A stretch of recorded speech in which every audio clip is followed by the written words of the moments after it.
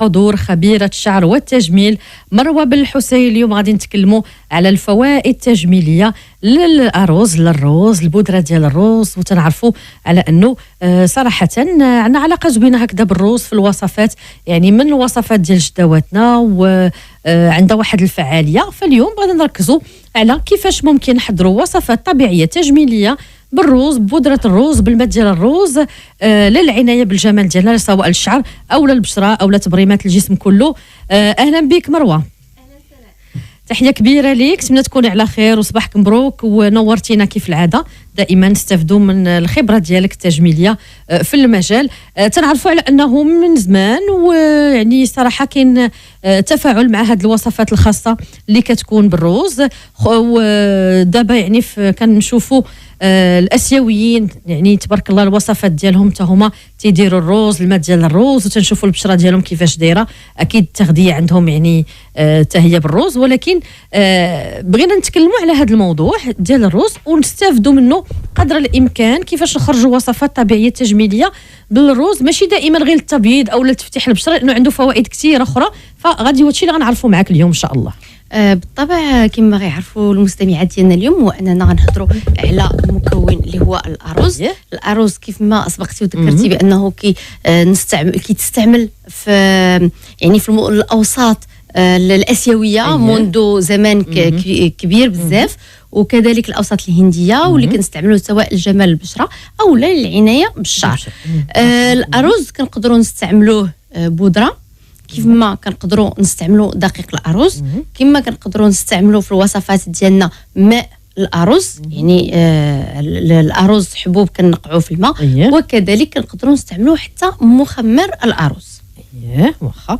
وفي الاخر كنقدروا نستعملوه حتى ملي كنسلقوه وكنحصلوا على واحد لاباط اللي كنستعملوها كباز في دوطخ كريم اللي كنستعملوها سواء في البشره او لا بالنسبه للماسكات ديال الشعر. واخا مروه الا سمحتي، يعني في الغالبيه ملي كنتكلموا على الروز، الدقيق ديال الروز او الماء ديال الروز، كنمشيو دائما تبييض تفتيح البشره، في حين انه عنده فعاليه كبيره يعني في العنايه بالجمال في الشعر. فهذا الروز كيف قلتي سواء بودره، الماء ديال الروز، مخمر ديال الروز او لا غيره، شنو المميزات ديالو، شنو الفوائد التجميليه على الشعر والبشره يعني على العموم؟ الارز يحتوي على العديد من الفيتامينات، الاحماض الامينيه، كيساعدنا على تحفيز الدوره الدمويه في البشره ديالنا. فيه العديد من الفيتامينات، وكذلك يعني حتى الاس الهيدروجيني ديالو ملي كيتستعمل بواحد الطريقه معينه كيكون اقل مما يؤدي، لاننا كنسدوا به المسام ديال الجسم كسواء للبشره او للشعر. الا درناه للبشره دونك راه كنسدوا المسام ديال البشره واللي كنحافظوا عليها، وفي نفس الوقت بالنسبه للشعر ديالنا كنعاونوا في حمايه البصيلات باش ما كيكونش عندنا تساقط، وكيكون عندنا حتى بصيله جيده كتعطينا شعر طويل ينمو في صحه جيده.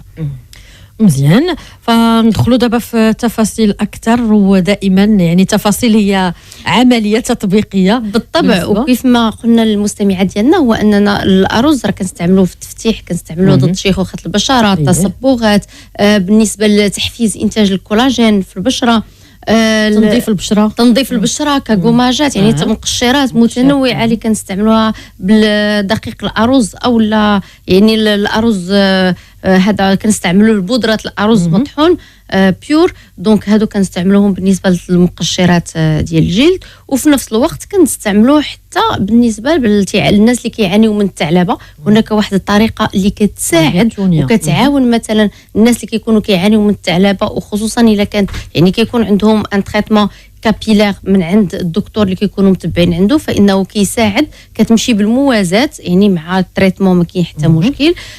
بالنسبه للناس اللي كيكونوا كيعانيوا من تساقط اللي كيكون ديال الشعر، يعني بواحد الطريقه واحد الكميه اللي كتكون هائله، لانه كيساعدنا اننا نسدوا المسامات ونحافظوا على البصيله ديال الشعر ونحفزوا فيه الدوره الدمويه باش يكون عدد يعني اعاده انتاج وتحفيز الكولاجين في الشعر. فيه واحد الكميه كبيره من الكيراتين كذلك اللي كتغذي لنا الشعر ديالنا وكتساعدنا على الشعر المتجعد واللي كيكون مثلا منفوش او لا عنده واحد المنظور اللي كيكون ما كترتاحش ليه السيده وكتبغي ان شعرها يكون ولا الشعر الجاف جدا، الشعر المتقصف كذلك، يعني الاماكن اللي كتكون عندنا فيها الشعر المتقصف كنقدروا نعالجوها بوصفات الارز الى غير ذلك. فغادي نبداو ان شاء الله بوصفات طبيعيه تجميليه للعنايه بالشعر والبشره بالروز، وغادي نبداو بالبشره كيف العاده. بالطبع نبداو اليوم بالبشره. دونك الوصفه الاولى ديالنا هو اللي غادي نهضروا مثلا اننا غنستعملوا تونر. هذا التونر هذا الطريقه اللي غادي نستعملوا به، نقدروا نستعملوا به تونر للبشره، وكذلك نستعملوا حتى الناس مثلا اللي عندهم مثلا حب شباب اننا كناخذوا كنحطوه على ديك المنطقه بالضبط، وهنا غادي نقولوا شنو نقدروا نزيدوا معاه. دونك هذا التونر هذا هو اننا كناخذوا ماء الارز، تناخذوا الارز حبوب وكنقعوا فيه في ماء سخون وكنخليوه واحد المده ديال 3 حتى 4 سوايع. من بعد كنصفيوه وكناخذوا هذاك الماء اللي كناخذوا من منقوع الارز. بالطبع الارز قبل ما نقعوه راه كنكونوا غسلناه واحد مره ولا جوج حتى كنحيدوا منه دوك الاتربه والنشا اللي كتكون دايره به. دونك باش كناخذوا المنقوع ديالنا كنستعملوه سواء كتونر للبشره ديالنا اولا كنستعملوه بقطنه، كنزيدوا عليه الا كانوا عندنا مشاكل مثلا ديال حبوب وتصبغات كنقدروا نزيدوا عليه شويه ديال الكركم وكنحطوه يعني الا ما بغيناش نديروا على البشره ديالنا كاملها كنخلطوا مثلا واحد شويه من التونر ديالنا وكنخلطوه مع الكركم، ومن بعد كنقوموا ناخذوا واحد القطنه ولا ان كوطونتيج وكنحطوه في بلاصه ديال التصبغات اولا البلاصه اللي عندنا فيها هذاك الحبوب. هذه الوصفه الاولى. الوصفه الثانيه يعني كناخذوا هذاك المنقوع وكنقدروا الا بغينا نزيدوا عليه بزاف ديال المكونات، من بينها مثلا زيت السلميه، كنزيد واحد 2 نقيطات من زيت السلميه، وحنا كنعرفوا كيفاش زيت السلميه كتعاوننا على التصبغات وعلى يعني حمايه البشره من حب الشباب او حتى الاثار ديال الجروح والندوب الى غير ذلك. كنستعملوه وكنخليوه في الثلاجه، كيمشي معنا مثلا ملي كنديروا الخليط ديال منقوع الارز راه كيمشي معنا اسبوع في الثلاجه، اكثر من اسبوع ما خصنا نزولوه لان كتولي فيه واحد الرائحه اللي كتكون شويه كارهه، ومن بعد كيقدر يكون انه دار بكتيريات، وهذوك البكتيريات تقدر تاثر لينا على البشره ديالنا. بنفس الطريقه هذا المنقوع اننا كنستعملوه حتى الا بغينا مثلا نستعملوه للشعر ديالنا. عندنا مشاكل مثلا في فروه الراس، عندنا تساقط كناخذوا منقوع ديال الارز حبوب الارز ثم كنزيدوا عليه اكياس الشاي الاخضر، كنخليهم حتى كيطلقوا مع بعضياتهم وكنصفيوه وكنستعملوا كناخذوا هذاك المحلول كنستعملوه مده اسبوع، نقدروا نرشوا به من 2 المرات حتى 3 في اليوم الجذور ديال الشعر ديالنا، وخصوصا الناس اللي عندهم مشاكل ديال فروه الراس سواء كتكون حكه او لا كيكون تساقط بواحد الطريقه اللي كتكون كبيره بزاف. هاد الناس ثاني اللي كيكون عندهم مثلا الاطراف فيهم لي فوش ما كتكون محلوله فيها الهيجان الى غير ذلك، كناخذوا منقوع دوك لي بوينت مشوكين. بالطبع كناخذوا منقوع الارز لوحده، واننا كناخذوا الا ما بغيناش نستعملوه على فروه الراس راه كنقدروا نستعملوه غير على الاطراف، كنخليوه من 15 حتى ل 20 دقيقه كيدير بحال الحمام في منقوع الارز، ومن بعد كنقوموا بالغسل ديال الشعر ديالنا. الا تبعنا هاد الوصفات ديال منقوع الارز غنلاحظوا واحد التطور كبير في الشعر ديالنا، خصوصا الناس اللي كما قلنا اللي عندهم الهيجان، وغنلاحظوا بان من بعد 3 الاسابيع ديال الاستعمال تكون متوازنه، يعني اننا منتظمه. كناخذوا مثلا المنقوع ديالنا كنستعملوه على حسب شنو هو المشكل اللي عندنا، يا اما الا كان بغينا نستعملوه كتونر نستعملوه 2 3 المرات في اليوم مده 3 الاسابيع، ما يبقاش عندنا تساقط الشعر، ما يبقاوش عندنا مثلا تصبغات في البشره ديالنا، ما يبقاوش عندنا حبوب الى غير ذلك. يعني ابتداء من 3 الاسابيع كتبدا تبان لنا النتيجه ديال منقوع الارز في البشره ديالنا. واخا بالنسبه للسيدات مثلا يعني اكيد يعني في الايام العاديه تنطيبوا بالروز، بعد نوبات الا بغينا نديروا شلاضه يعني تيتسلق هذاك الماء ديال الروز، ما حتى دابا نقعناه مثلا قدناه، ولكن هذا سلقناه، هذاك الماء يسمى مخمر الروز، هذاك هو مخمر، هذا هو مخمر الارز، ولكن نهضر عليه في النقطه الثانيه. كتقري افكار يا سناء. اذا جاي المخمر الروز حتى دابا انا تفكرت السيدات وانا تبارك الله بعد نوبات كنطيبوا بالروز تيبقى داك الماء في الغالب يعني الا ما كناش نستعملوه شي حاجه، كاين بعض السيدات اللي كيستعملوه فصافي كنرميوه، في حين انه تبارك الله عنده فعاليه كثيره، مي ما ربطوش بانه هو مخمر. يعني هذا هو مخمر الارز. مخمر الارز هو اننا كناخذوا الروز كنغسلوه بالماء حتى كنحيدوا منه النشويات، ثم كنخليوه كينقع واحد 4 ساعات في الماء. منين كينقع في الماء عاد كنبداو بالغليان ديالو هكذاك. واخا مني كنغليو كناخذوا حبات الارز بوحدهم مثلا بغينا نستعملوهم في الطبخ او لا يعني في وصفات ديالنا نقدروا هذاك الرز المطبوخ كنستعملوه في وصفات اخرى تجميليه اللي كيكون عندها حتى هي تاثير ايجابي جدا لا على الجسم ديالنا بشره الجسم كلها ولا الشعر ولا الوجه الى غير ذلك. وحنا كناخذوا دابا مثلا غنبداو باول حاجه هو مخمر الارز. غناخذوا هذاك الماء شنو هو الفائده ديالو شنو هو الفرق بينه وبين منقوع الارز؟ مخمر الارز فيه الاس الهيدروجيني كيكون اقل ومني كيكون الاس الهيدروجيني اقل شنو كيوقع هو ان المسام ديالنا كتسد بسرعه يعني كيساعدنا على سد المسام الانغلاق ديالها بسرعه. اون فوا كنغلقوا مسام فروه الراس فاننا كنحميو البصيله وهذوك الفيتامينات اللي عطيناها كتاخذهم كامله وكتقدر انها تعطينا يعني شعره اللي كتكون في صحه جيده. هو حتى القوام ديالو تيكون بحال معلك شويه يعني بحال الغرق بحال الدمالة تيكون فوالا. دونك حنا كنستعملوه كماسك كنخليوه على الشعر ديالنا مده 15 حتى ل 20 دقيقه 30 دقيقه ماكسيموم.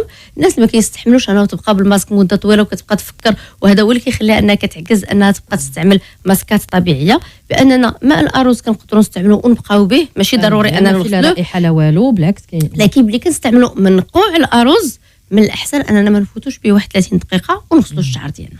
واللي زوين ويصلح حتى الوليدات الصغار هكذا البنيتات بالطبع الامهات لانه تيكون سهل انك تقدري مثلا تستعملي مثلا حنا كنعرفوا باننا تقدر تستعملي مده 30 دقيقه وبنيتها ديالك ديري ليها الدوش تغسل شعرها كيتستعمل كذلك يعني اننا كبخاخ هذاك البخاخ منها كنحميو فروه الراس كنغديو فروه الراس وفي نفس الوقت كيساعدنا اننا كنديميليو حتى الشعر لانه هو راه عنده فوائد كبيره على الشعر اللي كيكون الخشن والمجعد. واخا ممتاز. دابا عرفنا شنو هو مخمر الرز تبارك الله عليك.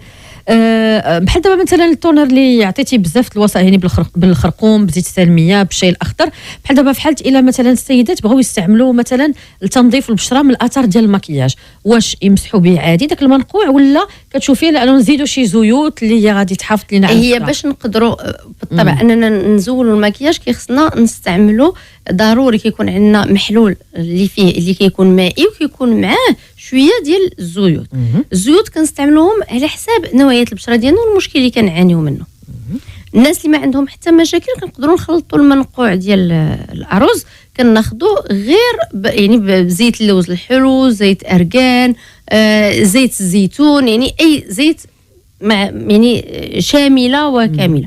ملي كيكونوا عندنا مشاكل معينه مثلا يعني عندنا مشاكل ديال في البشره ديالنا ديال التصبغات ديال مثلا حبوب ديال حب الشباب او لا هي حبوب متاخره او لا مثلا وخصوصا الا كان ماشي زعما اننا ما عندنا استشاره طبيه وعرفنا اننا ما عندناش امراض الى غير ذلك اننا كنقدروا نستعملوا الزيوت اللي كنعرفوا انها عندها تاثير على هذا المشكل اللي كيكون عندنا من بينها مثلا زيت شجره الشاي لان كنعرفوا انه منظف معقم تيعاوننا على يعني ازاله الخطوط التعبيريه اللي غتكون دقيقه جدا.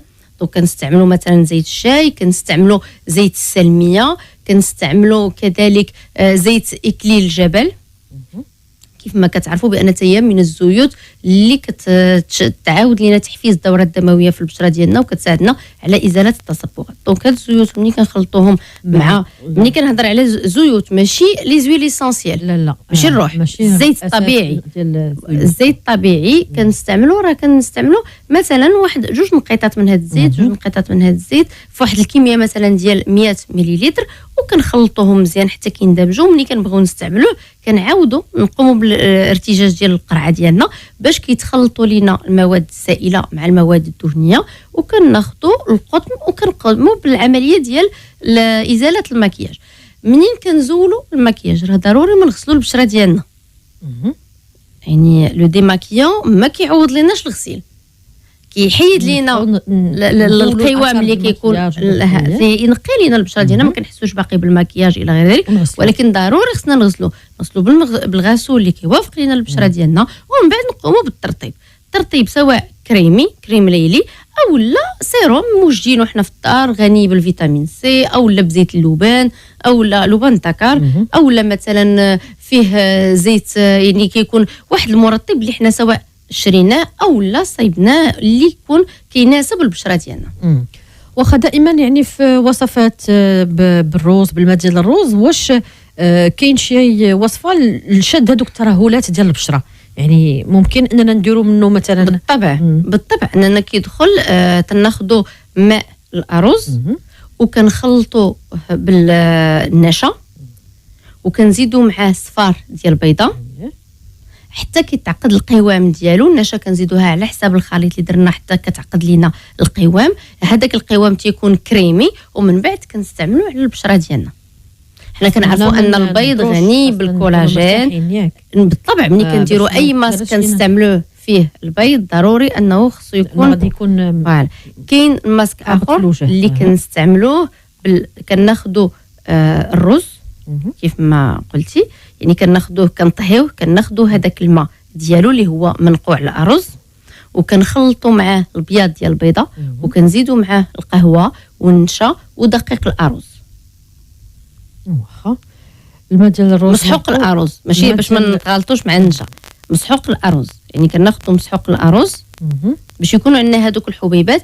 في نفس الوقت كنحطوا الماسك بواحد الطريقه اللي كتكون متساويه على البشره ديالنا وكنخليوه من 15 حتى ل 20 دقيقه حتى كيجف. ومن بعد كنقوموا بالازاله ديالو، يعني كنبللوا اليدين ديالنا الاطراف الاصابع بماء دافي وكنقوموا بالفرك ديالو بواحد الطريقه اللي كتكون دائريه. منها كيكون مقشر ومنها كيكون يعني كيعاود يحفز لنا انتاج الكولاجين في البشره ديالنا وكيساعدنا على استعاده هذاك الشكل اللي كيكون ديال البشره اللي كيكون شبابي وانه مشدوده. بالطبع. واخا خليكم معنا مستمعينا، اكيد مازال مواصلين رفقه خبيره الشعر والتجميل مروه بالحسين. اليوم كنتكلموا على الفوائد التجميليه للارز، الماء ديال الارز والدقيق ديال الارز، ومشكوره جدا قدمت لنا وصفات متنوعه للعنايه بالجمال ديال البشره ديالنا. فخليكم معنا مازال مواصلين وصفات خاصه بالشعر والعنايه بالجسم ديالنا كله دائما بالارز والماء ديال الارز. دائما الحصة التجميلية رفقة مروة بالحسين خبيرة الشعر والتجميل. اليوم الفوائد التجميلية للأرز. غادي نمشيو للعناية بالشعر يعني بالروز. بالطبع. باش غادي نبداو؟ تفضلي. غنبداو هضرنا قبيله على البخاخ اللي كنستعملوه بالأرز.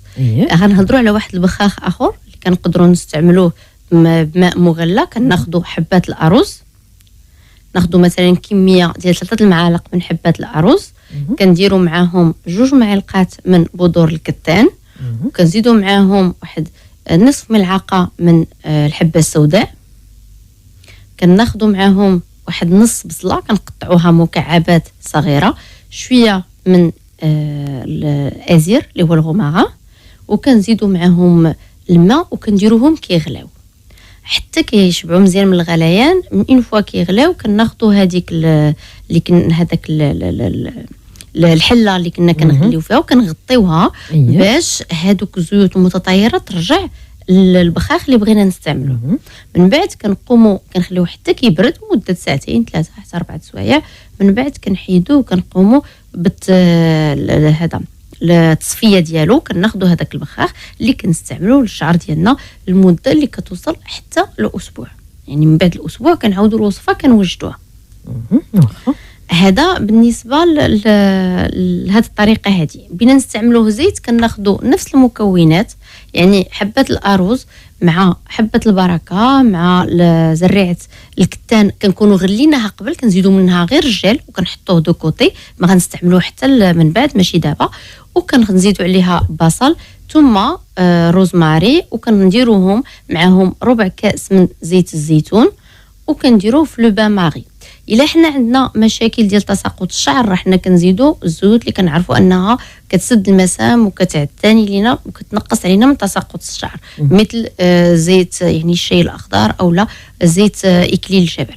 دونك كنزيدوهم وكنحطوهم في لو بان ماغي وكنخليوهم حتى كيغلاو مزيان، كنخليوهم كيباتوا مزيان يطلقوا في هذيك الزيت ومن بعد كنصفيوهم. كناخذوا الزيت ديالنا اون فوا كنبغيو نستعملوها كناخذوا جيل ديال بذور الكتان، كناخذوا المقدار ديال الزيت اللي بغينا وكنخلطوه مع الجيل ديال بذور الكتان ثم كنقوموا بالحك ديالو على فروه الراس ثم على الاطراف ديال الشعر ديالنا. كنجمعوا الشعر ديالنا في فيلم بلاستيكي وكنخليوه من 30 حتى ل 45 دقيقه ومن بعد كنقوموا بالغسل ديال الشعر ديالنا. دونك هذه وصفه اللي كتكون مغذيه، كتعاود لينا اننا بناء خصلات الشعر، ما كيكونوش عندنا تقصفات في الشعر ديالنا، وفي نفس الوقت كيكون عندنا بصيلات في صحه جيده اللي كتعطينا شعره في صحه جيده. واخا قبل نكملوا باقي الوصفات الخاصه بالشعر، توريا كتسولك الله يخليك بنسول مروه، عندي البشره دهنيه وبغات شي ماسك بالروز، يعني شو الماسك اللي تستعمل مثلا على البشره ديالها؟ عندها البشره دهنيه اذا غادي تقدر تستعمل الماسك اللي عطينا فيه النشا مع البيض، لان علاش النشا كيجمع لينا يعني هذيك الزيوت الزائده اللي كتكون في البشره ديالنا، وفي نفس الوقت حتى دقيق الارز راه كيعمل على انه كينقص وكيعادل الزيوت اللي كتكون مفرزه من طرف الجلد في البشره. فاطمه سولتني قالت لي عافاك، بغيت نسول على الروز فاش نسلقوا، لانه في الغالب فاش كنبغيو نطيبوا كيكون فيه كنديروا فيه الملحه. لا هي من الاحسن بلا ملحه. الا كنتي باغا تستعمليه يعني لاننا سواء لشعرك ولا البشره ديالك من الاحسن بلا ملحه. يعني غتاخدي الكميه اللي انت محتاجاها وتقدري تسلقيه بلا ملحه، وتقدري تستعمليه من بعد في هذا صلصات اللي كتكون مملحه وراه كيندمج المذاق. تفضلي نكملوا الوصفات ان شاء الله.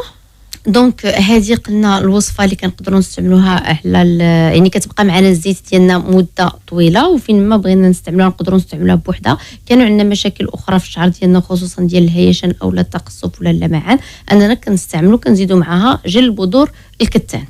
حنا كنعرفوا الفائده ديال بذور الكتان حتى هي بالنسبه لتطويل الشعر والعنايه بالشعر. هذه وصفه. كاينه وصفه اخرى اللي كنستعملوها بالرز، كيكون يعني بالمنقوع ديال الارز.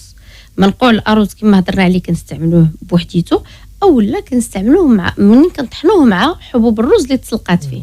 هذاك المنقوع اشنو قلنا الفوائد ديالو؟ هو ان الاس الهيدروجيني ديالو كيكون اقل دونك كيساعدنا على سد المسام وعلى الحفاظ على البصيل. نستافد من داكشي اللي دخل البشره بالطبع.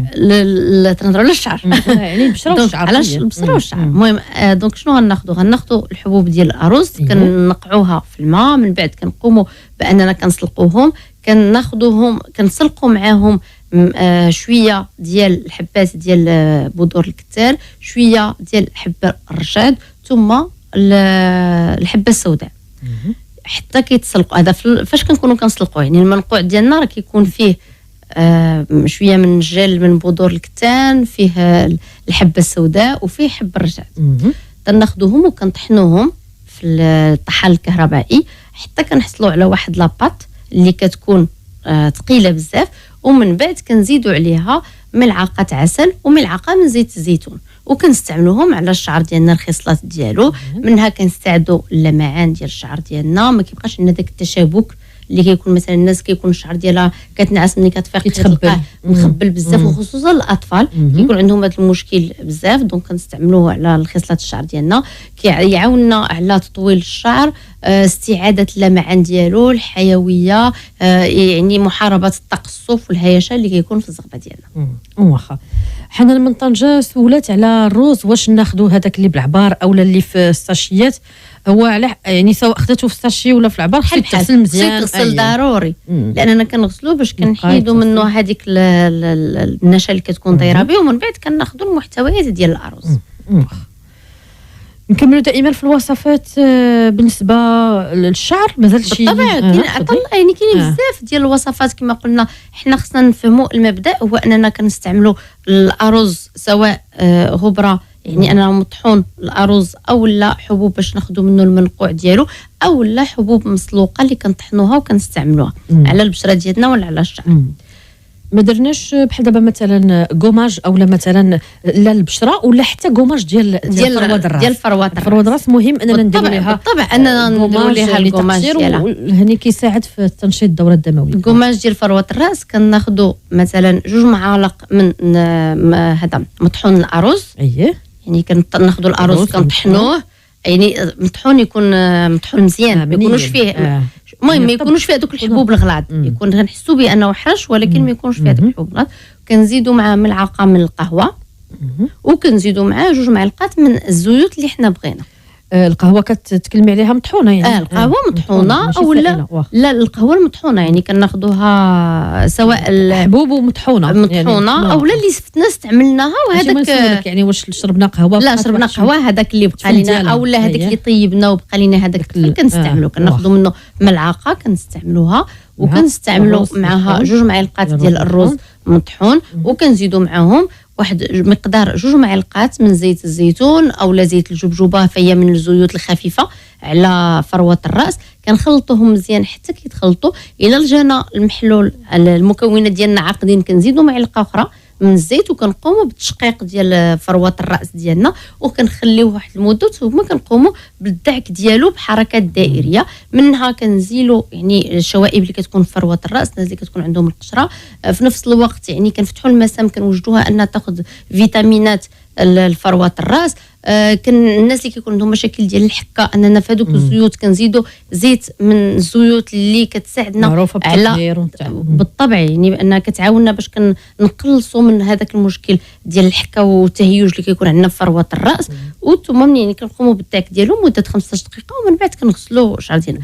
هذا المقشر بالطبع اننا نقدروا نستعملوه حتى على البشره ديالنا اللي المكونات ديالو يعني امن حتى على البشره غير كما قلت دقيق يعني مطحون الارز يكون مطحون مزيان ما يكونش حرش باش ما يخبش البشره يخبش لينا البشره ديالنا واخا وغادي نتفاداو غير في حاله الا درنا مثلا كيف الشعر التطهير يا اما زيت خزامه او لا زيت طبعا نراعيو اننا ولا زيت شنو عاوتاني كاين زيت الخزامه كاين زيت الشجرشي كاين اكليل الجبل كاين النعناع وكاين حتى المرميه هذول تعقيم التطهير مثلا فروه الراس الا كنا عندنا بشره حساسه ما نديروش هاد الانواع الزيوت اننا نمشيو للزيت مثلا زيت اللوز زيت الارغان زيت اللوبان زيت بذور العنب الى غير ذلك. خليكم دائما موضوعنا التجميلي الفوائد التجميليه للارز تبارك الله عرفنا مع مروه بالحسين وصفات طبيعيه تجميليه العنايه بالجمال ديالنا بالشعر بالارز بالماء ديال الرز الدقيق ديال الرز كذلك المخمر ديال الرز فيعني ممكن واحد ياخذ كميه قليله درهم ديال الرز يعني كميه قليله ولكن يعتني بالجمال ديالو وبوصفات اللي هما امنين طبيعيين دغيا تيوجدوا وما غاديش تقنطوا ان شاء الله من الوصفات. نكملوا دائما بالنسبه للوصفه قلتي كاينه ديال الحبشباب ياك بالطبع كاينه واحد الوصفه بعدا كاينه واحد الوصفه ديال التصبغات اللي هذه السيدات راه مجربه كيديروها وكيلقاو عليها يعني واحد الفوائد اللي كتكون رائعه خصوصا الناس اللي عندهم تصبغات كنستعملوا فيها يعني عندنا 4 معالق من عصير الطماطم مع ملعقه من دقيق الارز وملعقه من زيت الزيتون كنخلطوهم مزيان حتى كيندمجوا مع بعضياتهم مزيان حتى كيولي عندنا يعني قوام كريمي وكنوضعوه على البشره ديالنا وكنخليوه مده 20 دقيقه ثم كنقوموا بالغسل ديالو. في حالة الا كانوا تسبغات كثيره على البشره نديروا 2 مرات في الاسبوع مثلا ولا هي ملي كيكونوا عندنا مشكل وبغينا اننا نحاربوا راه كنمشيو من 2 ل 3 مرات في الاسبوع باش تكون النتيجه اكثر. فوالا والروتين راه هو هذا يعني اننا كنظف البشره ديالي كنقشر البشره ديالي التقشير كنمشيو من مره حتى 2 المرات في الاسبوع ماكسيموم 2 المرات يعني ملي كنبغيو نستعملوا مقشر من الروتين ديالنا وانا اصلا ما كنديروش ماسك الا ما درناش على بشره نقيه ضروري اننا مثلا نمشيو حنا بواحد المثال اننا بغينا نحدوا من هذا المشكل ديال التصبغات بغينا نمشيو 3 مرات في الاسبوع الماسكات ديالنا دونك يعني هذيك 3 مرات في الاسبوع عندنا بشره دهنيه راه غنديروا التقشير 2 مرات في الاسبوع عندنا بشره جافه غنديروا التقشير مره في الاسبوع يعني كنطفوا البشره ديالنا نقشروها نوضعوا الماسك نغسلوه مرطب وبالطبع في اليوم راه كنديروا هذا واقي الشمس يعني هذا هو الروتين ديالنا اللي غادي نمشيو عليه. عندنا حب الشباب نفس الشيء بشره جافه كنقشروا مره في الاسبوع بشره دهنيه 2 مرات في الاسبوع كننظفوا البشره ديالنا المقشر على حسب نوعيه البشره والمكونات اللي بغينا نستعملوا مثلا حنا بغينا نركزوا على الارز نقدروا نستعملوا سواء المقشر ولا حتى الماسك ديالنا يكون غني بالارز يعني المكونات ديالو بالفيتامينات اللي فيه الى غير ذلك كنا بغينا ننوعوا راه كنوعوا بانواع متعدده اللي عندنا من المقشرات ولا من هذا الماسكات. فعلا كيف قلتي، يعني هذا روتين تجميلي متكامل للعنايه، يعني ماشي مره ونحبسوا ونتسناو النتيجه ديال الارز السحريه، بالعكس يعني الطريقه كيفاش غنستعملوهم والمده والتوقيت غنكونوا منضبطين مده 3 الاسابيع 3 المرات في الاسبوع. من بعد 3 الاسابيع غنشوفوا النتيجه في البشره ديالنا، غنحسوا بان عندنا بشره مشدوده خاليه من البقع الداكنه والتصبغات، محيط حول العين كنحسوا به انه تا هو بدا كيتنفس، تجاعيد دقيقه ما كتبقاش عندنا، وتنحسوا بان البشره فيها اشراق. وصراحه يعني المنقوع ولا التونر ولا الدقيق ديال الروز يعني من اسرع المكونات اللي كتبان الفعاليه الى تبعناهم، يعني مقارنه مع منتوجات اخرين او مكونات اخرين. تبارك الله دغيا الى تبعنا كتبان ديك النضاره، كيبان داك شد البشره، كيبان ترطيب الشعر، لانه غني فهو فيه معادن وفيتامينات متكامله وغنيه جدا، واللي التركيز ديالها على حسب الماسكات اللي غنستعملوا كنلاحظوا انه كاينه نتيجه. غير كنعاود نرجع ونقولها للمستمعات ديالنا بان ضروري من المواظبه، ملي كنبغيو نستعملوا مواد طبيعيه 100% راه ضروري من المواظبه. ونلاحظوا باننا راه جميع الكريمات حتى اللي كنشريو راه في لاباز ديالها كاينين مكونات اللي هي طبيعيه. من ضمن هذه المكونات راه كنعتمدوا على مكون الارز. باش غادي نختموا ان شاء الله حلقتنا، وشنو اللي باقي لينا؟ نقدر نختموا الوصفه اللي هضرنا عليها ديال حب الشباب. اييه بالطبع، يعني غناخذوا ملعقه من دقيق الارز. دقيق الارز راه كيساعدنا على امتصاص الزيوت الزائده اللي كتكون في البشره ديالنا، خصوصا الناس اللي كتكون عندهم بشره دهنيه. هذا الماسك هذا راه من الماسكات الرائعه اللي يقدروا يستعملوها، وخصوصا كيكون عندهم مثلا الحبوب وعندهم في نفس الوقت البشره دهنيه. بالطبع. دونك كنزيدوا عليه 3 ديال القطرات من زيت الخروع، ثم بضع قطرات من ماء الورد. كنخلطوا مزيان، ماء الورد يكون حر، يعني حر مقطر من طبيعي. طبيعي. كنخلطوهم مزيان حتى كيندمجوا مع بعضياتهم، وكنحطوه كماسك على البشره ديالنا. كنخليه مده 15 حتى 20 دقيقه. هذا كيخدم لينا مقشر وفي نفس الوقت ماسك مغذي. كنقوموا بالازاله ديالو بحركات دائريه، ثم كنغسلوا الوجه ديالنا بالصابون، ومن بعد راه كنقوموا بالترطيب ديال البشره ديالنا. ممتاز. كنظن تبارك الله تكلمنا على كل وصفات على البشره وعلى الشعر، واكيد وصفات اللي هما ساهلين طبيعيين امنين وكيعطيو واحد الفعاليه للحد من غالبيه المشاكل التجميليه بالطبع، لا على البشره ولا على الشعر. بالطبع الارز فهو غني لا بالنسبه للبشره ديالنا ولا بالنسبه للشعر، لان كما قلنا فيه معادن، فيه فيتامينات، فيه الكولاجين، فيه يعني العديد من الاحماض الامينيه، واللي كتساعدنا خصوصا في النمو ديال الشعر، ازاله الهيشان، التقصف، تطويل الشعر والتنعيم ديالو، خصوصا الشعر اللي كيكون خشن. حتى ملي كنستعملوا مثلا منقوع الارز كتونر الشعر ديالنا، والناس اللي كيكون مثلا الشعر ديالهم كورلي فانه كيعاونهم على اعاده ضبط يعني لا بوكل الكور اللي كتكون عندهم في الشعر ديالو. الامهات مثلا كتكون عندها البنت ديالها الشعر ديالها كور اللي كيتبوكلا مي كيتشوك شويه، كنقدروا كنستعملوه، خصوصا الا زدنا عليه جل بذور الكتان فاننا كنحصلوا على نتيجه اللي كتكون جد مرضيه. تبارك الله عليك مروه بالحسين، خبيره الشعر والتجميل. شكرا لك بزاف على كل هاد النصائح والماسكات والاقنعه اللي قدمتي لنا اليوم في موضوعنا الفوائد التجميليه للارز. نتمنى المستمعات يسجلوا معنا كل هاد الوصفات الطبيعيه التجميليه ويعتنيوا بالجمال ديالهم بشكل طبيعي. شكرا لكم مستمعينا. وقبل ما نختم كنبغي كنا ندعيو مع المستمعه عزيزه براء من تازا اللي قريب تولد ان شاء الله، يمكن يعني في هذه الساعات ولا في هذه الايام. الله يفكك على خير عزيزه براء ان شاء الله، وترجعي بالسلامه انت والمولود ديالك ولا المولوده باذن الله. واكيد يعني كتبت لي ميساج وقالت لي راه ان شاء الله نبغي المستمعات وتنعرفوا على انه الوقيته ديال المراه فاش كتبغي تمشي تولد او لا كتقرب تولد كيكون يعني كتكون خايفه، كتكون بزاف ديال الامور، فالدعوات كتكون مستجابه من الناس ان شاء الله. فندعيو معها واللي ان شاء الله قريب يولد الله يفكوا على خير بالذريه الصالحه ان شاء الله بكمال الصوره. شكرا لكم مستمعينا على حسن المتابعه والاستماع البرنامج لاله مولاتي. لكم تحيه سعيده عقال رافقتنا اليوم في الاخراج والبرمجه الموسيقيه.